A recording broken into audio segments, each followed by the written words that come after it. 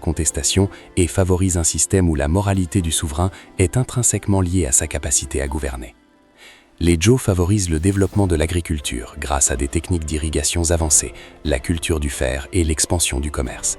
Mais la fragmentation du pouvoir conduit à l'ère des États combattants, où 7 royaumes se disputent la domination. C'est dans ce contexte que Sun Tzu écrit L'Art de la guerre, codifiant des stratégies militaires sophistiquées et des principes de leadership qui influenceront non seulement la Chine, mais le monde entier. Chaque bataille devient un champ d'expérimentation pour la tactique et la logistique. Les alliances se font et se défont, les trahisons se multiplient et la ruse devient un outil de survie politique autant que militaire. La montée du Qin sous Yingzhang, futur Qin Shi Huang, met fin à cette période de chaos. Par une combinaison de conquêtes militaires, d'alliances stratégiques et de réformes administratives, il unifie la Chine pour la première fois. Les mesures, les poids, les monnaies et l'écriture sont standardisés pour créer un empire cohérent et fonctionnel. La Grande Muraille, commencée pour défendre le territoire, devient un symbole de protection mais aussi de contrôle étatique. La dynastie Qin impose des lois strictes, utilise des châtiments sévères et transforme la société selon sa vision centralisée. Malgré sa brièveté, le règne du Qin laisse un héritage durable, en particulier dans l'organisation de l'État et la conception de l'Empire. Après la mort de Qin Shi Huang, marquée par sa quête obsessionnelle d'immortalité, la dynastie Qin s'effondre sous le poids des révoltes populaires. C'est Liu Bang, un ancien paysan devenu général, qui fonde la dynastie Han.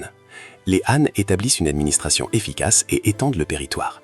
L'empereur Wu met en place la route de la soie, connectant la Chine au monde méditerranéen et facilitant le commerce d'objets précieux, de culture et d'idées. La philosophie confucéenne devient la base de la société et de la gouvernance, valorisant l'éducation, le mérite et la moralité comme critères pour accéder aux postes de pouvoir. Les Han orientaux voient un âge d'or du savoir et de l'innovation. Le papier est inventé, transformant la diffusion des idées. L'extion nue et autres menaces nomades sont repoussées grâce à une organisation militaire avancée et des alliances stratégiques.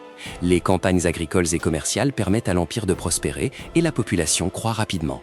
Mais cette stabilité est toujours fragile. Les tensions internes, les rivalités familiales et les rébellions populaires rappellent que le pouvoir, même le plus centralisé, reste vulnérable à la contestation et à la corruption. Après les Han, les dynasties Sui et Tang émergent. Les Sui unifient de nouveau le pays et lancent des projets d'infrastructures massifs, notamment le Grand Canal, qui relie le nord et le sud, favorisant le commerce et l'intégration culturelle. L'empereur Yang Guang, cependant, mène des campagnes militaires désastreuses et impose des taxes lourdes, provoquant des révoltes qui ouvrent la voie à la dynastie Tang. Sous les Tang, la Chine atteint son apogée. L'empereur Li Shimin, connu sous le nom de Taizong, consolide l'empire avec intelligence, réprime les rébellions internes et repousse les menaces étrangères. Les Tang favorisent les arts, la poésie, la science et le commerce, établissant un réseau de routes commerciales